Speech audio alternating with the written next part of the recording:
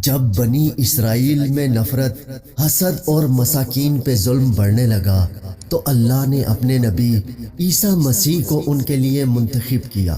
تو یوں اللہ کے نبی عیسیٰ مسیح بنی اسرائیل کے بڑے بڑے عالم اور معتبر لوگوں سے کہنے لگے کہ کیوں ظلم کرتے ہو، غریبوں کا حق کیوں کھاتے ہو؟ اے لوگو، حقیقی اللہ وہ ہے جو سب انسانوں کو برابر کے حقوق دیتا ہے، جس کے نزدیک امیر اور غریب میں کوئی فرق نہیں، کالے رنگ والا اور سفید رنگ والا برابر ہے۔ لوگ حضرت عیسیٰ مسیح کا مذاق اڑانے لگے اور پھر اللہ کے نبی اللہ کی نشانیاں زمین پر ظاہر کرنے لگے۔ آپ کو مسیح اس لیے کہا جاتا ہے کیونکہ مسیح کا مطلب کثرت سے زمین پر سیاحت کرنے والا یا ہاتھ پھیرنے والا، کیونکہ اللہ نے آپ کے ہاتھ میں شفا رکھی تھی۔ آپ نابینا کی آنکھوں پر ہاتھ پھیرتے تھے تو وہ دیکھنا شروع کر دیتا تھا۔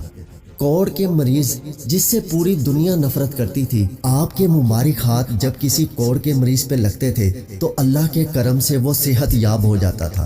آپ مٹی کے پرندے بنا کے جب فضا میں پھینکتے تھے تو وہ مٹی کے پرندے زندہ ہو کر اڑنا شروع ہو جاتے تھے، اور جب بھی آپ کسی مردے کے اوپر ہاتھ رکھتے تھے تو وہ اللہ کے فضل و کرم سے زندہ ہو کر بولنے لگتا تھا۔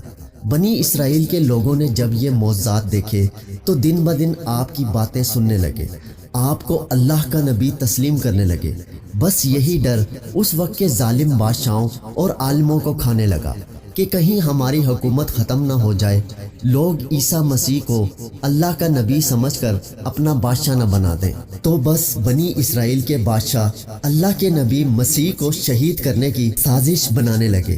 حضرت عیسیٰ علیہ السلام پوری قوم سے مخاطب ہو کر فرمانے لگے، اے لوگو، اللہ سے ڈرو، میں اللہ کی طرف سے آیا ہوں تاکہ تم آپس میں محبت، پیار اور امن کے ساتھ زندگی بسر کر سکو۔ کچھ لوگ آپ پر ایمان لے آئے، کچھ لوگ آپ کے ساتھ رہنا شروع کرنے لگے، اور کچھ لوگ وقت کے بادشاہوں کے ساتھ آپ کو شہید کرنے کی سازش میں اٹھ کھڑے ہوئے۔ تاریخ نے لکھا آپ کے ساتھ 12 حواری تھے، لیکن ان میں سے کچھ کا ایمان مکمل نہ تھا۔ اس بات کا فائدہ اٹھاتے ہوئے بنی اسرائیل کے عالم اور بادشاہوں نے ان حواریوں کو خریدنا چاہا۔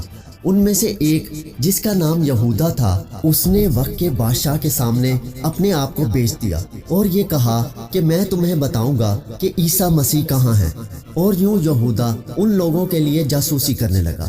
ان دنوں اللہ کے نبی حضرت عیسیٰ علیہ السلام مذہبی تہوار فیس بنانے کے لیے بیت المقدس آئے ہوئے تھے۔ کھانا کھانے کے بعد آپ شہر سے باہر آتے ہیں اور کرشمنی نامی ایک جگہ پر رات گزارنے کے لیے ٹھہرتے ہیں۔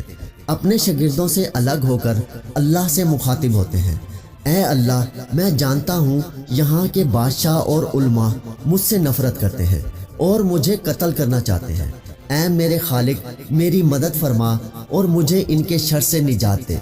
بس اتنے میں جبریل امین اللہ کے حکم کے ساتھ نازل ہوتے ہیں اور فرماتے ہیں، اے مریم کے بیٹے، اللہ فرماتا ہے کہ آج رات تجھے زمین سے آسمانوں کی طرف اٹھائے گا، تیرا رب تجھے ان لوگوں کے شر سے بچائے گا، اور وہ لوگ جنہوں نے تیری تعلیمات کو تسلیم کیا ہے، اللہ انہیں مشرک اور کافر لوگوں پر فضیلت بخشے گا، اور قیامت کے دن اللہ ان اختلافات کا فیصلہ کرے گا۔ اے روح اللہ، تیری بلندی کا وقت آ پہنچا ہے۔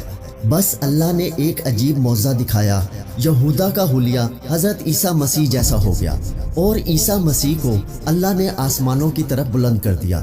بس جیسے ہی گرفتار کرنے کے لیے بادشاہ کے لوگ وہاں آئے تو اس جاسوس یہودا کو گرفتار کر لیا، کیونکہ اللہ نے اس کی شبیہ عیسیٰ مسیح جیسی بنا لی تھی۔ اور یوں اللہ نے بنی اسرائیل کے سخت دلوں پر مہر لگا دی، اور وہ فخر سے یہ کہنے لگے کہ ہم نے مریم کے بیٹے اور اللہ کے نبی عیسیٰ کو قتل کر دیا۔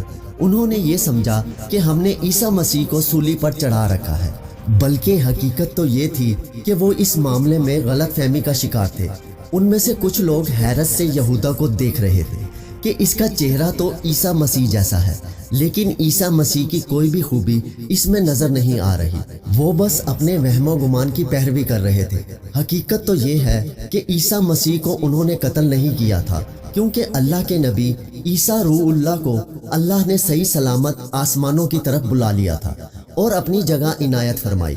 اور قیامت سے پہلے اللہ ان کو پھر سے ظاہر کرے گا اور دنیا کے نزدیک حق و باطل کو واضح کر دے گا۔ بے شک وہ ہر چیز پر قدرت رکھتا ہے۔